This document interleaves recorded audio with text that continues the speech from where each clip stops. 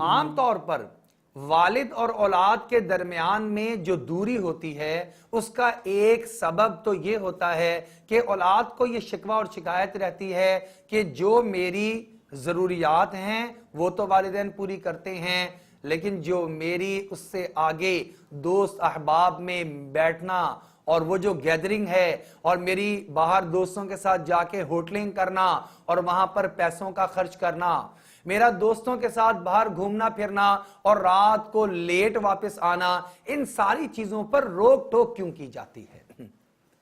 اور یہ بات تو والدین کا حق ہے کہ وہ بچوں کی تربیت کریں، اس معاملے میں تو بچے ان کو چاہیے کہ اپنی اصلاح کریں، اور یہاں پر تو ان کو چاہیے اپنے پیرنٹس کے پوائنٹ آف ویو کو سمجھیں اور ان کے ساتھ تعاون کریں، اس لیے کہ وہ ہمدردی ہی کی بنیاد پر، آپ سے محبت ہی کی بنیاد پر ایسا کر رہے ہیں، لہٰذا اس محبت کے جذبے کو محسوس کریں اور اپنے آپ کو ویسا بنانے کی کوشش کریں جیسا کہ اخلاق کی اعتبار سے آپ کے پیرنٹس آپ کو چاہ رہے ہیں۔ لیکن ایک اور معاملہ بھی ہوتا ہے، اس میں ہمیں والدین سے گزارش کرتے ہیں کہ آپ بھی تھوڑا سا تعاون کریں۔ وہ کیا معاملہ ہے؟ اکثر آپ نے دیکھا ہوگا اولاد یہ کہتی ہوئی نظر آتی ہے، میرے والد صاحب مجھ پر کاروباری اعتبار سے، کام کے اعتبار سے، فیصلہ کرنے کے اعتبار سے اعتماد کرنے کے لیے تیار نہیں ہیں۔ یعنی ایک آدمی خود بہت بڑا کاروباری ہوتا ہے، یہ روزمرہ کی مثالیں موجود ہیں۔ ایک آدمی بہت اچھا کاروباری، اس کا کاروبار بہت وسیع، بڑا اچھا فیصلہ کرنے والا، لیکن اولاد کو وہ ذمہ داری سونپتا ہی نہیں، اس ڈر سے کہ کہیں یہ نقصان نہ کر بیٹھیں۔ آپ نے سنا ہوگا، ہم نے بھی سنا ایسے کاروباری لوگوں سے، وہ کہتے ہیں یہ میرا بیٹا بڑا نکما ہے، یہ تو اپنی موٹر سائیکل دھیان سے نہیں رکھ سکتا، یہ کاروبار کا کیا دھیان رکھے گا، اس سے تو پیسے، یہ تو فضول خرچ ہے، یہ تو روزانہ کے 500 روپیہ خرچ کر دیتا ہے، یہ بھلا کاروبار کو کیسے بچائے گا؟ کاروبار کے اندر تو ایک ایک روپے کو بچانا ہوتا ہے، سیونگ کرنی ہوتی ہے، بچت پر نظر رکھنی ہوتی ہے، اخراجات کو کنٹرول کرنا ہوتا ہے۔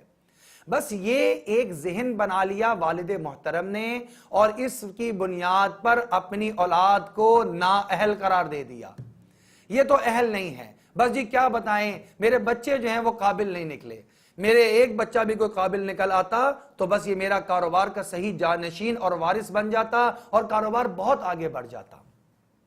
یہاں پر والدین سے ہم گزارش کرتے ہیں کہ والدین کی یہ یہاں پر اصلاح کی ضرورت ہے۔ دیکھیے، آپ اپنے بچوں کے اندر اعتماد کو، خود اعتمادی کو بچپن سے کیوں نہیں پیدا کرتے؟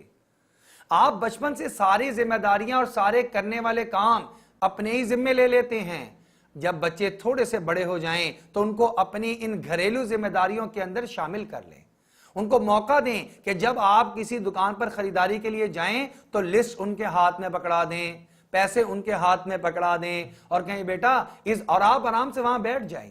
آج کل تو خریداریاں عام طور پر بڑے سٹور سے ہوتی ہیں، آپ آرام سے بیٹھ جائیں، وہ ساری چیزوں کو اس لسٹ کے مطابق دیکھ دیکھ کر پورا کرے گا، آپ یقین مانیں اس کو قوت فیصلہ اور خود اعتمادی میں اضافہ ہو رہا ہوگا۔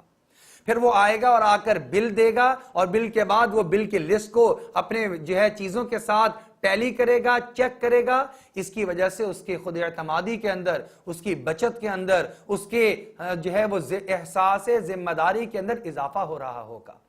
لیکن یہاں پر کیا ہے، آپ ساتھ خود جا رہے ہیں، بچہ کہتا بھی ہے کہ میں یہ چیز اٹھا لوں، ارے خاموش، یہ چیز نہیں اٹھانی، تمہیں پتہ ہی نہیں ہے یہ چیز مہنگی ہے اور یہی چیز دوسرے برانڈ کی سستی ہے۔